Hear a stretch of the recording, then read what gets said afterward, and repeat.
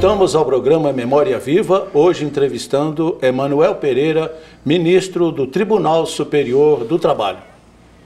Doutor Pereira, a parte de consultoria que o senhor já colocou, assessoria jurídica, essa parte eleitoral, eu perguntaria ao senhor, e o relacionamento com a Ordem dos Advogados do Brasil? Favoreceu algum momento a sua ascensão ao Tribunal Superior do Trabalho como ministro? Sem a menor dúvida. Antes de falar sobre a OAB, que eu participei de uma campanha memorável, junto com Valério, candidato a presidente, e eu, candidato a conselheiro federal, numa chapa vitoriosa, sim, graças a Deus, eu gostaria de falar em Jales Costa, que foi meu professor de Introdução ao Direito, Alvamar Furtado, Eider Furtado, Hebe Marinho, irmã de Valério, doutora Hebe, Varela Barca e tantos outros mestres que me deram a ferramenta do conhecimento necessária a chegar aonde cheguei. Sim. E a eles eu presto essa homenagem. Mas voltando à OAB, nós participamos dessa campanha, Valério vitorioso. Mas eu devo fazer uma parte a você. É o seguinte. Pois não, doutor Valério. Nós estávamos conversando, eu e ele, e em determinado momento a gente disse, a OAB do Rio Grande do Norte está muito parada, muito ociosa, muito distante do advogado. Por que é que nós, que estamos dia a dia lutando, não partimos aí para uma chapa de oposição? Foi quando Pereira disse, se você topar, eu topo também. Aí eu digo, então eu vou ser candidato, você vai comigo? Vamos. Eu vou ser candidato a presidente e você será candidato a conselheiro federal. Aí pode continuar a história. Pronto. E realmente eu vi isso. E a partir daí, né, após a vitória de Valério, ele fez realmente uma administração muito próxima ao advogado. Eu, como conselheiro federal, estava mais em Brasília, né? E daí surgiu, por conta disso, sim, dessa minha ida para Brasília e a vitória de Valério como presidente da Ordem, surge a oportunidade, Almir Pazianotto se aposenta do Tribunal Superior do Trabalho. E ele na vaga do 5º Constitucional, do advogado, E Fausto, cunhado de Valério, presidente do tribunal. Então Eric, o meu filho, junto com Valério, disse, papai, por que o senhor não se candidata a ministro do tribunal? Eu disse, eu não vou deixar Natal por nada, eu tenho uma advocacia tranquila, não é? E bem sucedida. Membro da Comissão Internacional da OAB. Pois eu era membro da Comissão Internacional de Direito Internacional da Ordem. Eu não vou deixar isso tudo para ser ministro. Realmente nunca me passou pela cabeça. E um detalhe, ministro, você tinha uma safra a cada 2 anos aqui, enorme. Bom, é verdade, a cada 2 anos... nas eleições estaduais e municipais. É verdade. Então, mas a insistência foi tão grande que eu fui a Brasília e perguntei a Fausto. Sim. Fausto, tem a vaga de ministro pelo 5º. Se eu me candidatar, eu estou na lista? Eles, é muito difícil, mas você vai contar com o meu apoio. Você é meu conterrâneo, lhe quero bem, a família toda torce por você, então você vai ter o meu apoio. Foi quando eu resolvi disputar. Fui o único candidato aqui no Estado, porque no Estado nunca se falou... Não é no Estado, no Nordeste. Não, eu digo porque eu tinha que sair daqui primeiro. Sim. Aí fui para o Conselho Federal. Foi, por exemplo, no Nordeste... Como representante do Rio Grande do Norte. Era o azarão. No Conselho Federal, que formava a sextupla, formava a sextupla do Brasil e encaminhava para o TST. Eu saí em primeiro lugar nessa sextupla. Embora fosse o azarão, esse é o azarão. Azarão. Porque no Nordeste só tem paulista, tem carioca, tem, né? Brigou com paulista e carioca, né? Pois é. Aí chego na sextupla, o TST faz uma lista tríplice. Sim. Era o de São Paulo, candidato da Fiesp, veja bem, não é? Fortíssimo. No capital, fortíssimo. É a Federação das Indústrias de São Paulo. Vem um candidato que era membro do escritório de Arnaldo Susequinde, o homem que assinou a CLT, e o locutor que vos fala. Entendeu? Em terceiro lugar. Sim. São Paulo em primeiro, Rio em segundo, eu em terceiro. E aí? Aí combinamos a estratégia de não ser candidato do Rio Grande do Norte, ser candidato do Nordeste. Então visitamos todos os governadores que fecharam o apoio conosco, fomos a São Paulo, conversamos com Romeu Tuma, que nos deu, que é do PFL, né, através de Zé Agripino, que nos deu o apoio, quer dizer, fracionamos São Paulo e fomos ao Rio de Janeiro, pegamos o apoio de Arthur da Távola, que era jornalista e senador. Então o Rio também ficou fracionado. E nós sozinhos. Eu quero ir aqui por uma questão de justiça. Certo. Eu, apesar de ser grato a todas as forças políticas do meu estado, sem exceção, todas me apoiaram, mas tem um nome que eu gostaria de por uma questão de justiça deixar registrado: Fernando Bezerra.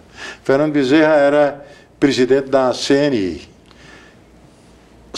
ministro de Fernando Henrique Cardoso, né? E no apagar das luzes do governo de Fernando Henrique Cardoso, me liga Fernando Bezerra e diz: olha, eu falei com o presidente, fui lá, me despedi na casa dele, falei em você, e ele disse assim: rapaz, é baiano comigo.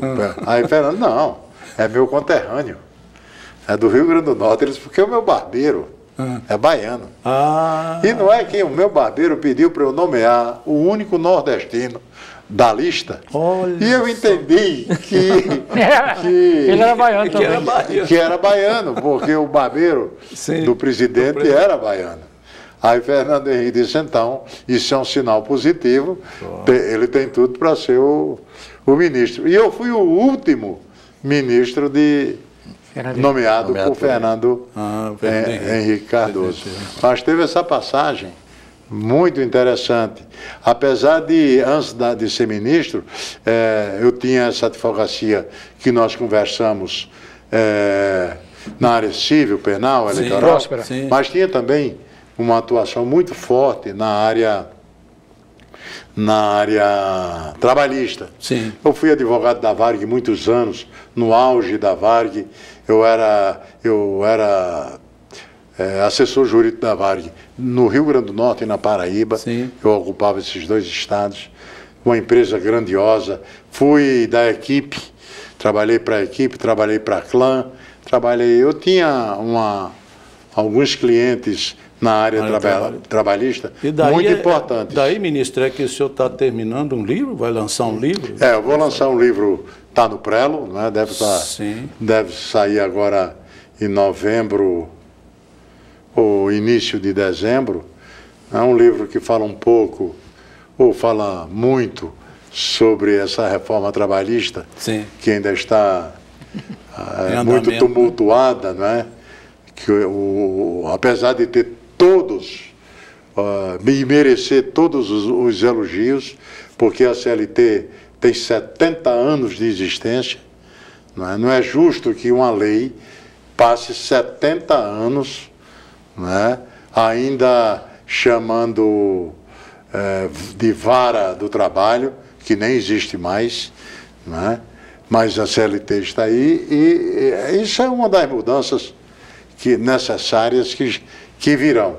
E o grande autor dessa reforma foi Rogério Marinho, filho de Valério, que com muita coragem fez essa reforma, que está recebendo muita pancada, mas como tudo que é novo, não é? Toda reforma. Toda reforma merece... Vai se amoldando, né? Ela está se amoldando, e esse livro ele faz um comparativo com o direito trabalhista de ontem, o direito trabalhista de hoje e o que será a partir de novembro. Sim, o senhor faz uma análise desse. Porque o direito do trabalho ele é interessante, ele é um ramo do direito silencioso. O direito do trabalho ele encerra uma greve dos moedeiros, ou seja, funcionários da Casa da Moeda, que emite passaporte e emite medalhas nas Olimpíadas. Além das moedas. Né? Além do dinheiro. Né? Em plena efervescência da Olimpíada, os moedeiros estavam em greve. Foi a Justiça do Trabalho que chegou, acabou com a greve, e os campeões internacionais, né, que participaram da Olimpíada puderam botar no pescoço a medalha, mas ninguém sabe por quê. Estava arriscado sem o... Não há uma divulgação naquilo de positivo que a Justiça do Trabalho realiza. Greve dos Correios. Anualmente... Recente. Anualmente os Correios entravam em greve. Anualmente. E demoravam a sair 3, 4, 5 meses. Esse ano entraram em greve. 30 dias depois você estava recebendo a sua carta, normalmente, a sua correspondência, porque os Correios saíram da greve. Graças à conciliação feita pela Justiça do Trabalho. E eu me orgulho muito disso. Os caminhoneiros. Eu me orgulho muito disso porque a vice-presidência do tribunal, ela tem a competência de fazer essa conciliação. E durante esses 2 anos que estamos à frente da vice-presidência, não existiu uma greve que não tivesse sido encerrada rapidamente, 60 dias no máximo, e desse nível. Sim. Casa da Moeda, Correios, caminhoneiros, aeronautas, aeroviários. Todo final de ano, nós não tínhamos certeza de fazer uma viagem para São Paulo, por conta da greve que havia. Os bancários também não? Bancários. Parava o Brasil, né? O Brasil parava, quer dizer, você queria ir para São Paulo e não podia. De certa forma, Pereira, isso em decorrência do modelo da nossa legislação que facilitava essa movimentação, esses movimentos paredistas, que de certa forma também atrapalharam e prejudicaram enormemente a economia do país. Exatamente. Com a nova lei isso aí vai se conseguir evitar esse tipo de... Sim. E há por isso um tumulto muito grande, porque nós vivemos um período onde não tenho nada contra o sindicato. Até porque, para eu distribuir justiça, eu tenho que distribuir olhando os dois lados, não é? Patrão e empregado. Mas, às vezes, o sindicato ele é intransigente. O pessoal dos Correios é intransigente.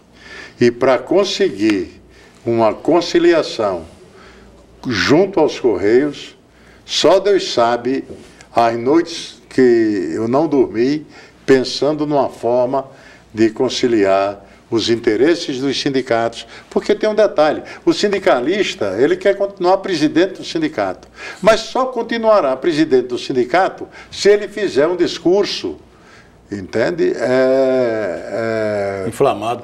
Muito inflamado, para que o colega alcançar os eleitores. Sensibilizar a classe, né? Aí a classe fica totalmente mobilizada a favor deles.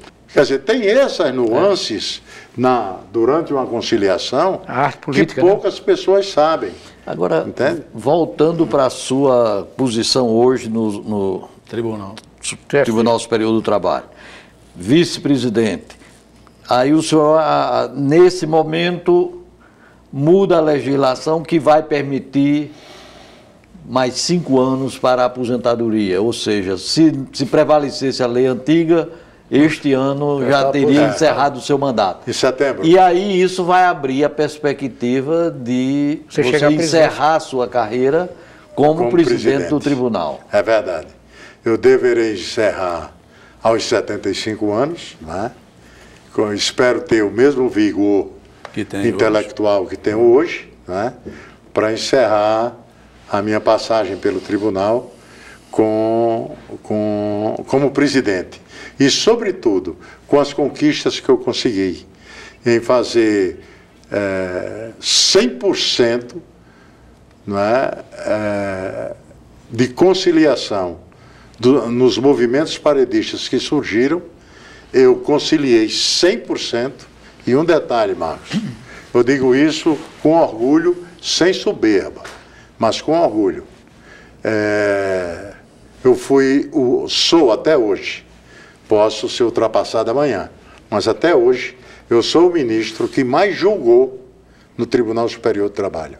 Ou seja, nem durante a vida da Justiça, do Tribunal Superior do Trabalho, nenhum outro ministro que passou por lá julgou mais do que eu.